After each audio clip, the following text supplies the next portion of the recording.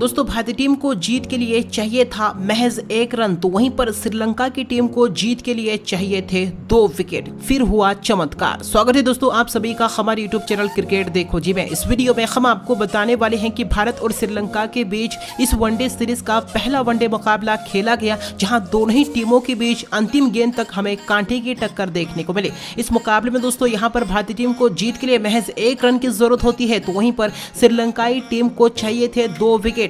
हालांकि दोस्तों मुकाबला इतने करीब तक चला गया था कि श्रीलंका को जीत के लिए चाहिए था सिर्फ 1 विकेट, तो भारत को चाहिए था सिर्फ 1 रन। फिर दोस्तों अंतिम ओवर में क्या कुछ ऐसा घटा जिसे देखकर आपके भी होश उड़ जाएंगे। इस मुकाबले की पूरी हाईलाइट 1 बाय 1 पूरी तरह से विस्तार से आज हम आपको बताएंगे। लेकिन उससे पहले दोस्तों अगर आप भी टीम इंडिया को सपोर्ट करते हो तो दिल से इस वीडियो को एक लाइक जरूर करें और इस वीडियो को अंत तक जरूर देखें। तो चलिए दोस्तों बिना वक्त गवाए हम इस वीडियो को शुरू करते हैं।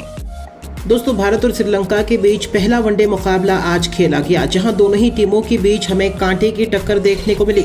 इस मुकाबले में श्रीलंका की टीम ने टॉस जीतकर पहले बल्लेबाजी करने का फैसला किया, तो वहीं पर दोस्तों भारतीय टीम को पहले गेंदबाजी करने का न्योता दिया। वहीं दोस्तों इस मुकाबले की शुरुआत हुई। अब श्रीलंका की तरफ से सलामी बल्लेबाज के तौर पर अविष्का फर्नांडो और पतुम निसंका ओपनिंग बल्लेबाजी करने के लिए मैदान पर आए, जहां पहले ही ओवर में पतुम निसंका के बल्ले से एक शानदार चौका देखने को मिला। लेकिन उसके बाद दूसरे ओवर में अर्शदीप ने किफायती गेंदबाजी की। अब तीसरे ओवर में मोहम्मद सिराज ने शानदार गेंदबाजी करते हुए अपना जलवा बिखेरा और तीसरी ही गेंद पर अविष्का फर्नांडो को अर्शदीप सिंह के हाथों कैच आउट करवा दिया। इसी के साथ अविष्का फर्नांडो मात्र 1 रन बनाकर पवेलियन लौट गए। हालांकि इसके बाद अगले ही ओवर में पतुम निसंका ने एक और चौका जड़ दिया। एक तरफ पतुम निसंका काफी बेहतरीन बल्लेबाजी कर रहे थे, उनके बल्ले से लगातार चौके देखने को मिल रहे थे। छठे ओवर में एक और उन्होंने चौका जड़ दिया। वहीं दोस्तों 7वें ओवर में निसंका के बल्ले से एक और करारा चौका देखने को मिला।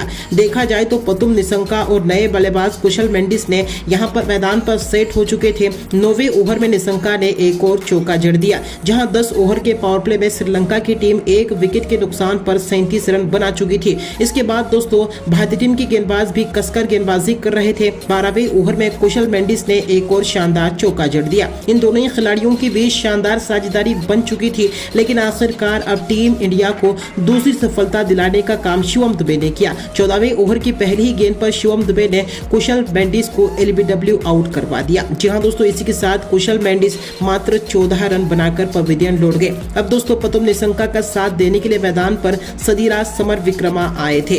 दोस्तों भारतीय टीम के गेंदबाज यानी कि अक्षर पटेल और कुलदीप यादव कसकर गेंदबाजी कर रहे थे। श्रीलंकन बल्लेबाजों पर दबाव भी डाल दिया था। वहीं दोस्तों 19वें ओवर में अक्षर पटेल ने अपनी गेंदबाजी का जलवा बिखेरा और समर विक्रमा को शुभमन गिल के हाथों कैच आउट करवा दिया। इसी के साथ दोस्तों सदीराज समर विक्रमा मात्र 8 रन बनाकर चलते बने। वहीं दोस्तों अगले ही ओवर में निसंका ने एक और चौका जड़ दिया। निसंका शानदार बल्लेबाजी करते हुए बेहतरीन लय में नजर आ रहे थे। वहीं दोस्तों 21वें ओवर में चरित असलंका के बल्ले से एक के बाद एक, जी हां दोस्तों, लगातार 2 चौके देखने को मिल रहे थे। कप्तान असलंका भी यहां पर पूरा साथ देते हुए नजर आए। 23वें ओवर में पतुम निसंका ने एक बार फिर से बेहतरीन बल्लेबाजी करते हुए बैक टू बैक 2 करारे चौके जड़ दिए। लेकिन आखिरकार अब 24वें ओवर में कुलदीप यादव ने शानदार गेंदबाजी करते हुए कप्तान चरित असलंका को रोहित शर्मा के हाथों कैच आउट करवा दिया। इसी के साथ चरित असलंका 14 रन बनाकर पवेलियन लौट गए। लेकिन अगले ही ओवर में दोस्तों यहां पर पतुम निसंका ने 1 रन लेकर अपना अर्धशतक पूरा कर लिया। 25 ओवर में श्रीलंकन टीम 4 विकेट के नुकसान पर 94 रन बना चुकी थी। पतुम निसंका के बल्ले से शानदार चौके देखने को मिल रहे थे। लेकिन आखिरकार 27वें ओवर में वाशिंगटन सुंदर ने अपनी गेंदबाजी का जलवा बिखेरा और पतुम निसंका यानी कि सेठ बल्लेबाज को एलबीडब्ल्यू आउट करवा दिया। इसी के साथ पतुम निसंका 75 गेंदों में 56 रनों की शानदार पारी खेलकर चलते बने। जी हां दोस्तों, देखा जाए तो श्रीलंका के 5 विकेट गिर चुके थे। आधी टीम पवेलियन लौट गई थी, लेकिन नए बल्लेबाज वेलेलगे ने शानदार चौका जड़ दिया।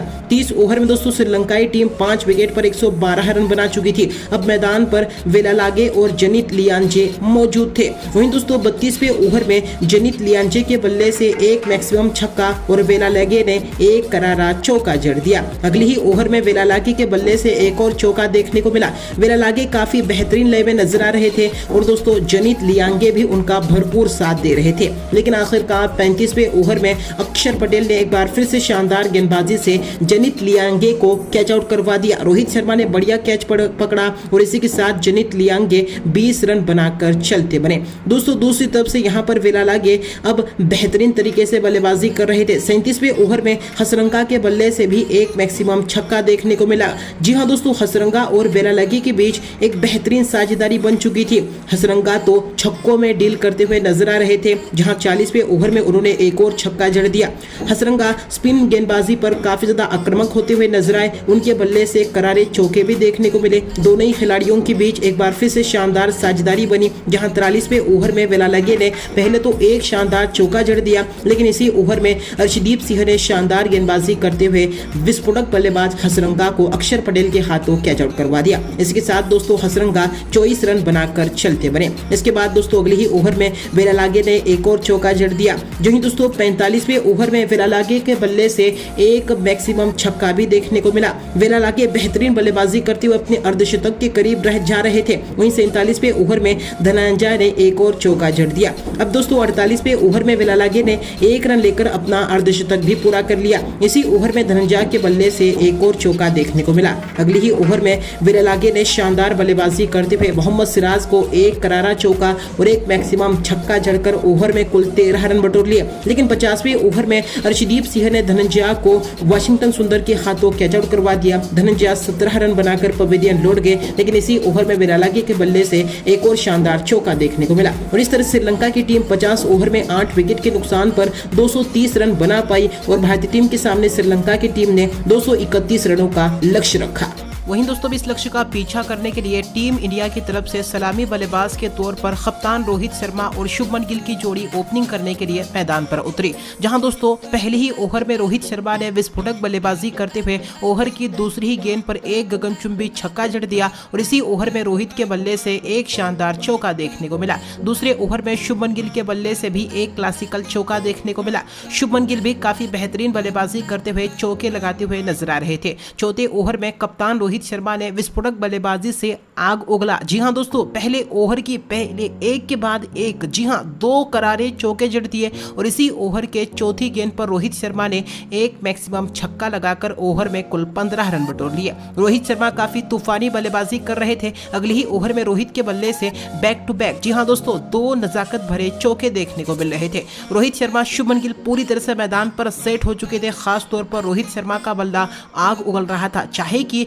T20 मैच चल रहा हो, ऐसी बल्लेबाजी उनके द्वारा देखने को मिल रही थी। 10वें ओवर में रोहित शर्मा के बल्ले से पहले तो एक चौका देखने को मिला और इसी ओवर में रोहित शर्मा ने एक गगनचुंबी छक्का लगाकर अर्धशतक पूरा कर दिया। जी हां दोस्तों, रोहित की यह विस्फोटक 50 थी, जहां 10 ओवर के पावर प्ले में टीम इंडिया बिना कोई विकेट के 71 रन बना चुकी थी। भारतीय टीम की तरफ से शुभमन गिल, रोहित शर्मा बेहतरीन बल्लेबाजी कर टीम इंडिया को बेहतरीन शुरुआत दिला चुके थे, लेकिन आखिरकार 13वें ओवर में टीम इंडिया को पहला बड़ा झटका लगा।